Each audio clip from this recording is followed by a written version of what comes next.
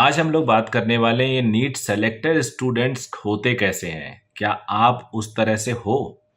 तो पूरी छोटी छोटी बात और बड़ी बड़ी बात सारा डिस्कस करूंगा और आखिरी तक इस वीडियो पे रहना। बड़ा नहीं कोशिश करूंगा, 5 से 8 मिनट के बीच में इसको एंड कर दूंगा। तो इतना टाइम कुछ नहीं है और बहुत और कम टाइम है, तो 1.5 के स्पीड पे लगा लो और चैनल को सब्सक्राइब कर लो। देखो, सेलेक्टेड स्टूडेंट जो अभी तक सेलेक्ट हो चुके हैं उनको बैक में जाके रिवर्स करके टाइम के पीछे जाके देखो तो आपको पता चलेगा होते कैसे हैं। अब हम लोग को पीछे जाने की जरूरत नहीं पड़ती, बिकॉज यही काम कर रहे हैं पिछले 22 सालों से। तो मैं बता देता हूँ ऐसे बच्चे होते कैसे हैं। मोस्ट ऑफ द स्टूडेंट, कुछ एक्सेप्शन हर जगह होते हैं, मोस्ट ऑफ द स्टूडेंट्स पहली बात तो बड़े हार्ड वर्किंग होते हैं, जो एक प्री रिक्विजिट होता है नीट एस्पिरेंट के लिए। नीट एस्पिरेंट का हार्ड वर्किंग होना बहुत ज़रूरी है, पहला पॉइंट। दूसरा पॉइंट, वो रेगुलर इन देयर क्लासेस होते हैं, वो ओबीडियंट होते हैं, टीचर की बात मानते हैं और अपनी क्लास में रेगुलर होते हैं। क्लास में रेगुलर होना एक बहुत अच्छी एबिलिटी है, क्वालिटी है, जो आगे आपको सक्सेसफुल बनाती है पूरी लाइफ। रेगुलरिटी या बोले तो discipline, it it will not only help you in this examination, rather it will help you in whole of your life। ये मैं अगर बोल रहा हूं और आपको 1% भी डाउट लगता है तो वीडियो को यहीं पॉज करो और अपने मम्मी पापा जो बैठे हैं पीछे या कमरे में या साथ में देख रहे हैं या दूर हैं तो उनसे पूछो कि सर ने ये कहा कि जो डिसिप्लिन और रेगुलरिटी है आपकी वो पूरे लाइफ काम आएगी, क्या ये सही है या गलत है? आप आंसर मुझे जरूर बताना। चलो, तो दूसरा पॉइंट, पहला पॉइंट ये हो गया कि बहुत हार्ड वर्किंग है, दूसरा पॉइंट हो गया और डिसिप्लिन्ड होते हैं। तीसरा पॉइंट होता है कि उन्हें काफ़ी हद तक क्लियर रहता है अपनी बात का, अपने प्रिपरेशन के जो मोड हैं कि उन्हें किस ट्रैक को फॉलो करना है। ट्रैक सिंपल सा है, सिलेबस को ख़त्म करना, पार्ट वाइज सिलेबस लिखना ड्यूरिंग योर प्रिपरेशन, और आखिरी के टाइम में ढेर सारे या जितने भी ज़्यादा से ज़्यादा मॉक टेस्ट आप ट्राई कर सको वो मॉक टेस्ट ट्राई करना है। अगर ये सारी चीज़ें आप करते रहते हो so it will be very very easy for all of you to follow the track जो आपके सीनियर्स या वो जो मेडिकल कॉलेज में पढ़ रहे हैं उनके ट्रैक को फॉलो करना चाहते हो तो। यानी ये बात आपको पता होनी चाहिए क्लियरली कि ये काम करना होता है। फोर्थ पॉइंट ये है कि कई बार हम नेगेटिव और डीमोटिवेटेड हो जाते हैं, जो काफ़ी ऑब्वियस होता है, मैंने कई बार अपने वीडियो में बताया। बट द इम्पॉर्टेंट ये नहीं होता है कि आप हमेशा हाईली मोटिवेटेड हो।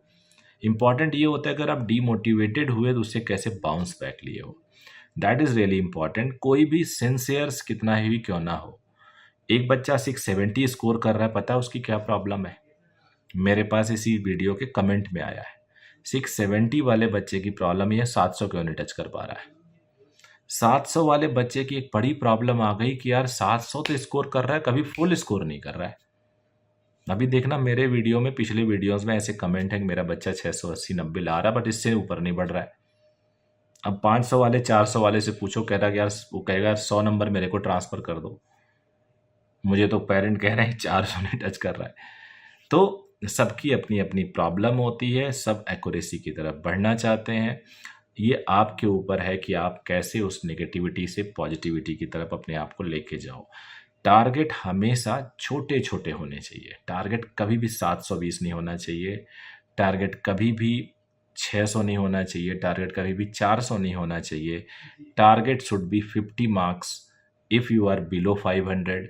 उसके ऊपर स्कोर कर रहे हो तो 20 नंबर 30 नंबर करके हर टेस्ट में बढ़ना होता है। 680 पे वो बच्चा है, वो एक क्वेश्चन ज़्यादा करेगा, एक क्वेश्चन अगले में और ज़्यादा करेगा और बहुत जल्दी 700 पहुंचा लेगा। तो टारगेट हमेशा छोटे करना सीखो। छोटे छोटे टारगेट लेके जब चलोगे तो जब आप टारगेट को अचीव करोगे तो आपको खुशी मिलेगी, and that is important and that will motivate you to move further. उन्हें उसके बाद आगे जाने के लिए मोटिवेट करेगी। उसके बाद जो एक सिंपल सा, एक जो बहुत लेस टॉक्ड बात है, जिसकी बातें बहुत कम लोग करते हैं, वो ये है कि अपने आप को आपको फिट रखना होता है।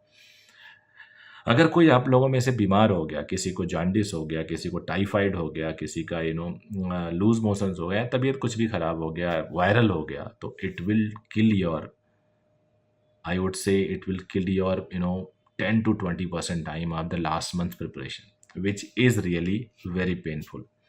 एंड इस कॉस्ट को आपको बियर करना पड़ेगा और आपके लिए बहुत महंगा पड़ने वाला है।